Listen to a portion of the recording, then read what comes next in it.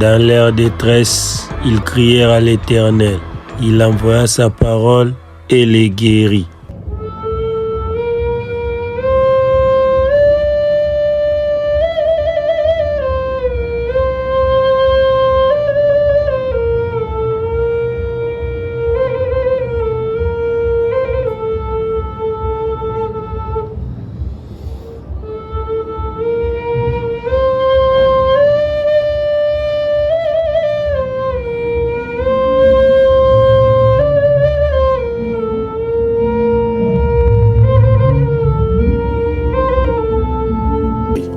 Je termine ici. Je connais un autre tison de Dieu. Hey! Je connais un autre tison de Dieu, c'est Jacob. Jacob vivait chez son oncle Laban.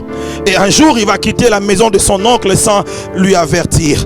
Et quand son oncle va poursuivre Jacob, il va l'arrêter. Écoutez ce que son oncle va dire. Son oncle va dire, ok, tu voulais rentrer chez vous, tu as bien fait. Mais pourquoi est-ce que tu as volé mes dieux?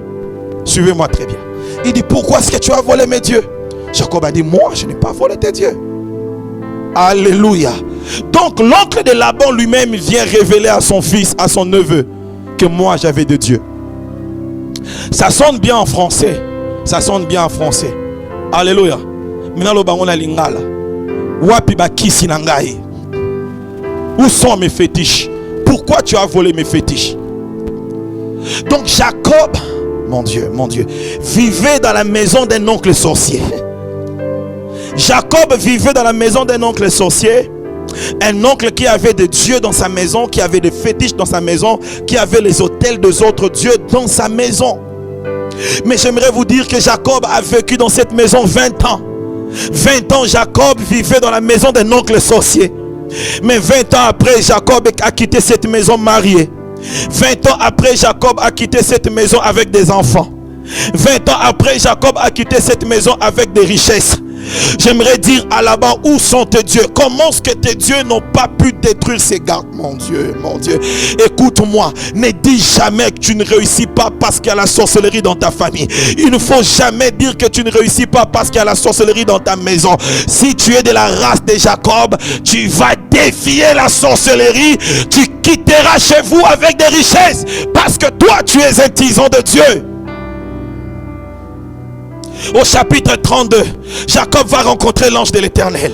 Il va se saisir de l'ange de Dieu. Il va dire à l'ange de Dieu, bénis-moi. Nous sommes au verset 28.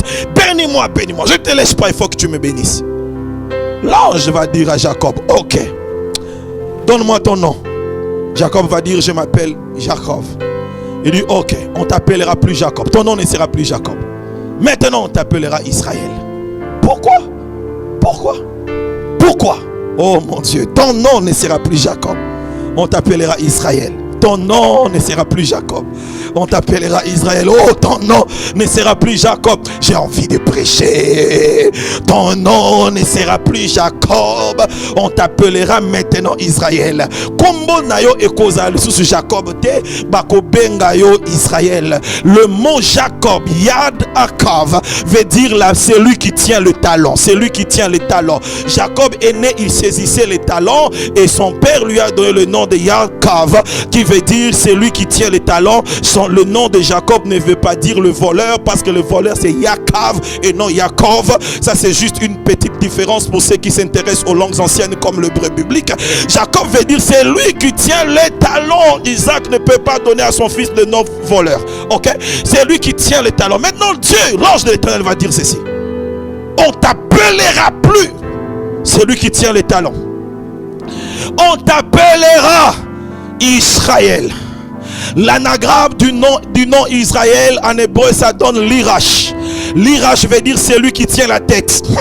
C'est-à-dire Dieu a dit à Jacob, on t'appellera plus celui qui tient les talons, mais on t'appellera celui qui tient la tête. Israël est un voyage spirituel. Israël est un voyage de la dimension la plus basse vers la dimension le plus haut. Israël est un voyage de vie du niveau du plus bas de la vie vers le niveau le plus haut. Si les talons est la partie du corps la plus basse, la tête est la partie du corps la plus haute, j'aimerais dire à quelqu'un qui m'écoute, au nom de Jésus, que ton voyage commence, que ton voyage vers le sommet, comme on dit. J'ai dit que ton voyage vers le sommet commence, que ton voyage vers le sommet commence, que ton voyage vers le sommet commence. Maintenant, Jacob pose la question. Ça, c'est moi qui dis. Pourquoi tu me dis ça? Il dit, parce que je te donne la raison maintenant. Parce que tu as lutté avec Dieu et avec les hommes et tu as été vainqueur. Le mot Dieu ici, c'est Elohim, c'est au pluriel. Alors je donne la traduction littérale. Tu as lutté avec les dieux et tu as été vainqueur. Tu as lutté avec les dieux et les hommes et tu as été vainqueur. Maintenant je me pose la question, où est-ce que Jacob a lutté avec le Dieu? Où est-ce que Jacob a lutté avec le Dieu? La Bible me répond dans le verset 31, chapitre 31, verset 30. Là où il vivait, il y avait de Dieu, mais aucun de ces dieux-là a réussi par vaincre ces garçons. Aucun esprit te vaincra. Les Elohim sont les esprits qui ont atteint la dernière dimension de l'ordre des esprits. Mais regarde, Dieu va dire à Jacob, tu as lutté avec les Elohim et tu les as vaincus. Un homme né d'une femme va lutter avec les esprits de la dernière catégorie et il sera vainqueur. Je déclare au nom de Jésus, tu vas lutter avec les esprits et tu seras vainqueur. Jacob avait deux enfants, Laban avait deux fils qui étaient pauvres, qui ne réussissaient pas dans la vie. D'ailleurs, ils commençaient à jalouser leurs cousins. Cela veut dire que la sorcellerie de leur père a freiné leur vie. Mais la sorcellerie de leur père n'a pas pu contrôler Jacob. Alléluia. Jacob est un tison. Même les esprits ne sauront s'opposer à lui.